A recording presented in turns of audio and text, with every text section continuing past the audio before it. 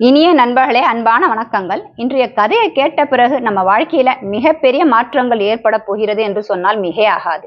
தெரிஞ்சோ தெரியாமலோ சொல்லக்கூடாத சில விஷயங்களை நாம நம்மளுடைய நண்பர்களுக்கு, உறவினர்களுக்கு சொல்வது உண்டு. இதனால நம்ம வாழ்க்கையில பல துயரங்களும், ஏன் தரித்திரம் கூட ஏற்படக்கூடிய வாய்ப்பு இருக்கிறதா. அப்படிப்பட்ட 5 மிகவும் முக்கியமான விஷயங்களை மறந்து கூட மற்றவங்க கிட்ட சொல்லக்கூடாது என்று சொல்லப்படக்கூடிய அந்த விஷயங்களை இன்றைய கதை மூலமா நாம தெரிந்து கொள்ள போகிறோம். வாங்க கதைக்குள் போகலாம். ஒரு நகரத்துல ஷியாமளா என்கிற பெண்மணி தன்னுடைய கணவர், மாமனார், மாமியார், பிள்ளைகள்னு குடும்பத்தோட வசித்து வந்தாலாம். ஷியாமளாவுடைய கணவரை பார்த்தோம்னா ரொம்ப நல்ல குணம் படைத்தவராம். ஷியாமளாவும் குணத்திலும் அழகிலும் ரொம்பவும் சிறந்தவளாம்.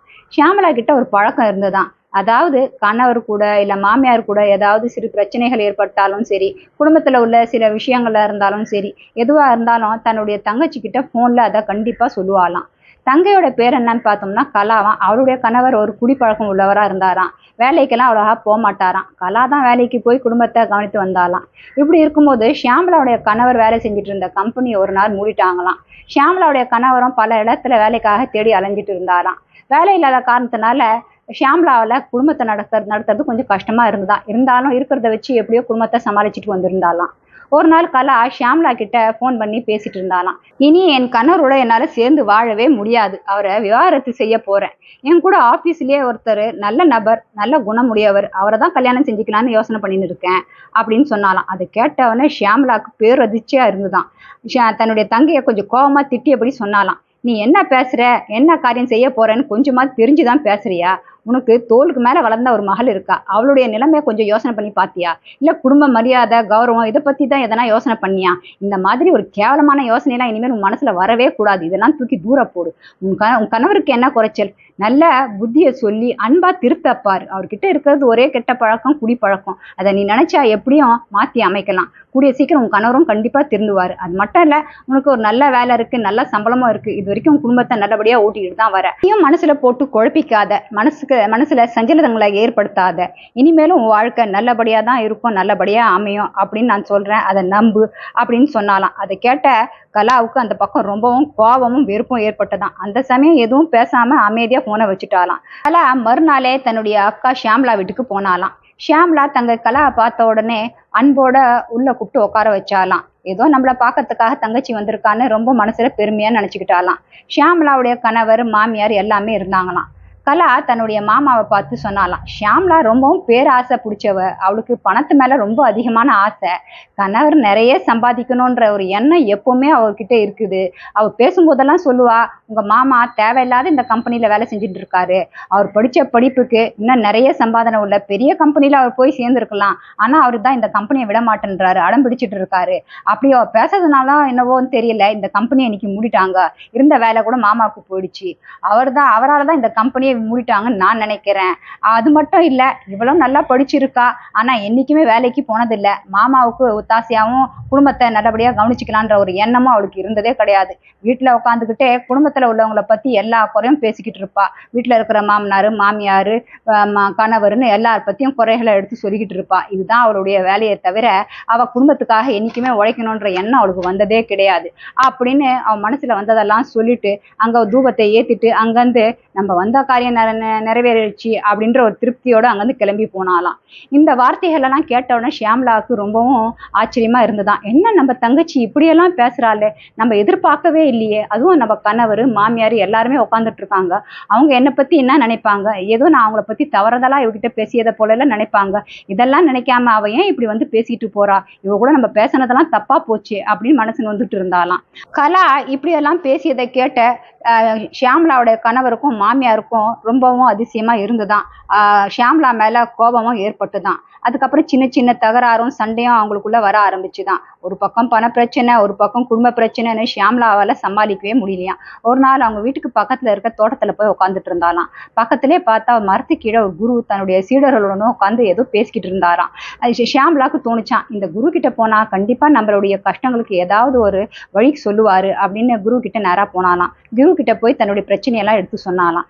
அதை ரொம்பவும் அமைதியா குரு கேட்டுட்டு இருந்தாராம். கேட்ட பிறகு சொன்னாராம், இந்த மாதிரி தவிர நீ மட்டும் இல்ல, இந்த உலகத்துல பல பேர் செய்யறாங்க, தெரியாமலே செஞ்சிட்டு இருக்காங்க. நான் சொல்ல போற விஷயத்த கொஞ்சம் கவனமா கேள். இனி உன் வாழ்க்கையில உன் உயிர் போனா கூட இந்த விஷயங்களை நீ யார்கிட்டயும் சொல்லக்கூடாது, பகிர்ந்து கொள்ளக்கூடாது. அந்த 5 விஷயங்கள் என்னன்னு நான் சொல்ல ஆரம்பிக்கிறேன். முதலாவதாக என்னன்னு பார்த்தேன்னா, உன்னுடைய கடந்த காலத்தின் தவறுகள் தெரிஞ்சோ தெரியாமலோ செய்த தவறுகளா கூட இருக்கலாம். அதை பத்தி கூட யார்கிட்டயும் ஒரு நாளும் சொல்லக்கூடாது. அதே மாதிரி உன்னுடைய எதிர்கால இலக்கு, லட்சியத்தை யார்கிட்டயும் பகிர்ந்து கொள்ளக்கூடாது. அதுல நீ வெற்றி பெறும் வரைக்கும் அது மூச்சு கூட விடக்கூடாது. இதற்கு என்ன காரணம்னு பார்த்தோம்னா, உன்னுடைய தவறுகளெல்லாம் கேட்டுக்கிட்டு நாளைக்கு இந்த தவறுகளையே வச்சு உன்னை சுற்றி காட்டலாம், உன்னை அவமரியாதையாக கூட பேசலாம். அதே மாதிரி உன்னுடைய எதிர்கால இலக்கை நல்லா தெரிஞ்சுக்கிட்டவங்க அதை அடையாம இருக்க உன்னை ஏதாவது ஒரு வழியில மறைமுகமா கூட உன்னை தாக்கலாம். அதனால இதெல்லாம் சொல்லாம இருக்கிறது தான் நல்லது. ரெண்டாவதாக பார்த்தோம்னா, நம்ம வீட்டுல நடக்கிற எந்த ஒரு விஷயமா இருக்கட்டும், பிரச்சனையா இருக்கட்டும், கணவன் மனைவியை பத்தி, மனைவி கணவனை பத்தி, மாமனார் மாமியாரை பத்தியோ எந்த ஒரு பிரச்சனையாக இருக்கட்டும், அதை மற்றவங்க கிட்ட ஒரு நாளும் நம்ம சொல்லவே கூடாது. இதை மாதிரி சொல்றதுனால என்ன ஆகும்னா, அப்பா அவங்க எல்லாமே கேட்டுக்குவாங்க.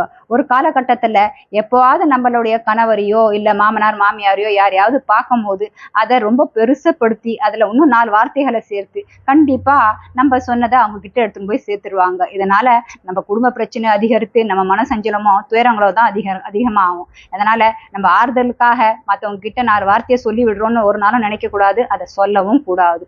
மூணாவதாக பார்த்தோம்னா, நம்ம வீட்டுல இருக்கிற வருமானம், கணவனுடைய வருமானமோ மனைவியோட வருமானமோ இல்ல வீட்டுல இருக்கிற சொத்து பத்துவோடைய கணக்கு வழக்கோ எதையுமே யார்கிட்டயுமே நம்ம பகிர்ந்து கொள்ளவே கூடாது. ஏன்னா நம்ம அதிகமா சம்பாதிக்கணும்னு தெரிஞ்சா மனசுல ஒரு பொறாமை வரும். அது மட்டும் இல்ல, நம்ம கிட்ட உதவின்னு எதிர்பார்ப்பாங்க. நம்ம செய்யலைன்னா அவங்க மனசுல கோபம் வரும். அதே நேரத்தை நம்ம கம்மியா சம்பாதிக்கிறோம், அந்த அளவுக்கு நமக்கு வருமானம் இல்லை, சொத்து பத்து இல்லைன்னு தெரிஞ்சா நம்ம மேல அவ்வளோ அந்த அளவுக்கு மரியாதை இருக்காது. ஏன்னா இந்த உலகத்துல குணத்துக்கு மரியாதை கொடுக்குற உலகம் இல்லை, பணத்துக்கு மரியாதை கொடுக்குற உலகம் இது. அதை தெரிஞ்சுக்கிட்டு நம்மளுடைய வருமானத்தை பத்தி யார்கிட்டயுமே சொல்லக்கூடாது. 4வதாக பார்த்தோம்னாக்கா, நம்ம கிட்ட இருக்கிற குறை நிறைகளை யார்கிட்டயும் எந்த காரணத்தினால சொல்லவே கூடாது. குறைகளை தெரிஞ்சுக்கிட்டு நம்மளையே அவங்க திருப்பி பேசுவாங்க. நம்ம கிட்ட உள்ள நிறைகளையோ பலத்தையோ சொன்னோம்னா அதை தனக்கு சாதகமாக பயன்படுத்த நினைப்பாங்க. அப்படி அதை பயன்படுத்த முடியலைன்னா நம்மளையே திட்ட ஆரம்பிச்சுடுவாங்க. 5வதாக பார்த்தோம்னா, நம்மளுடைய நண்பர்களோ எதிரிகளை பத்தி எப்பவுமே யார்கிட்டயுமே நம்ம சொல்லவே கூடாது. ஏன்னா இன்னைக்கு நமக்கு நண்பனா இருக்கிறவன் நாளைக்கு எதிரியா மாறிடுவான். அவன் எதிரியா மாறினாக்கா நம்மளுடைய எதிரியோட சேர்ந்து நமக்கு எந்த விதத்திலையும் கஷ்டத்தை ஏற்படுத்தலாம். அதே நேரத்துல அவனுக்கு நம்மளுடைய நண்பனை பத்தி தெரிஞ்சாலும் நம்ம நண்பனை நம்ம கிட்ட இருந்து தூரம் எடுக்கிறதுக்காக, நம்ம நண்பனை நம்ம கிட்ட இருந்து பிரிக்கிறதுக்காக கூட ஏதாவது முயற்சிகளை பண்ணலாம். கடைசியாக பார்த்தோம்னா, நாம செய்யற தான தர்மத்தை யாருக்குமே ஒரு நாளும் சொல்லக்கூடாதுன்னு சொல்லுவாங்க. ஏன்னா இடது கையால செய்யற தானம் வலது கைக்கு தெரியக்கூடாதுன்னு சொல்லுவாங்க. அந்த அளவுக்கு நாம செய்கிற ஒரு தானமும் தர்மத்தையும் ரகசியமா பாதுகாத்து வைத்து கொள்ளணும். இப்படி சில விஷயங்களை நம்ம வாழ்க்கையில பின்பற்றி அதை யாருக்கிட்டையும் பகிர்ந்துக்காம இருந்தோம்னா நம்ம வாழ்க்கையில எப்பவுமே நிம்மதியும் சந்தோஷமும் நிலைத்து இருக்கும்னு குரு சொன்னாராம். அதை கேட்ட பிறகுதான் ஷியாமளாக்கு தன்னுடைய தவறெல்லாம் புரிஞ்சுதான். இனிமேலு நான் குரு சொன்னா போலயே நம்ம நடக்கணும் அப்படின்னு மனசுல ஒரு தீர்மானம் எடுத்துக்கிட்டு அங்கிருந்து கிளம்பி வந்தாலாம். நண்பர்களே, இந்த கதையில குரு சொன்ன மாதிரி இந்த 5 விஷயங்களை நாம எந்த காரணத்துக்கு கொண்டோம், அது நெருங்கிய நண்பராக இருக்கட்டும் இல்ல உறவினராக இருக்கட்டும், யார்கிட்டயும் ஒரு நாளும் பகிர்ந்து கொள்ளவே கூடாது. நாம முடிந்த அளவுக்கு வார்த்தைகளை குறைத்து மௌனமாக இருக்க பழகி கொண்டோம்னா அது நமக்கும் நல்லது, நம்மளை சுத்தி இருக்கிறவங்களுக்கும் நல்லது. நண்பர்களே, ஒரு விஷயத்த நாம கவனமாக யோசனை பண்ணி பார்க்கணும். நம்மளுடைய ரகசியங்களை நம்மளால காப்பாற்ற முடியாத காரணத்தினாலதான் அதை கொண்டு போய் நம்மளுடைய நண்பர்கள் உறவினர்கள்னு எல்லார்கிட்டையும் சொல்லிவிடுறோம். சொல்லிட்ட பிறகு நாம சொன்ன விஷயத்த அவங்க மட்டும் ரகசியமாக அவங்களுடைய வைத்து கொள்வாங்க, அதை யார்கிட்டயும் சொல்ல மாட்டாங்கன்னு நாம எதிர்பார்ப்பது ஒரு முட்டாள்தனமான எதிர்பார்ப்பு இல்லையா?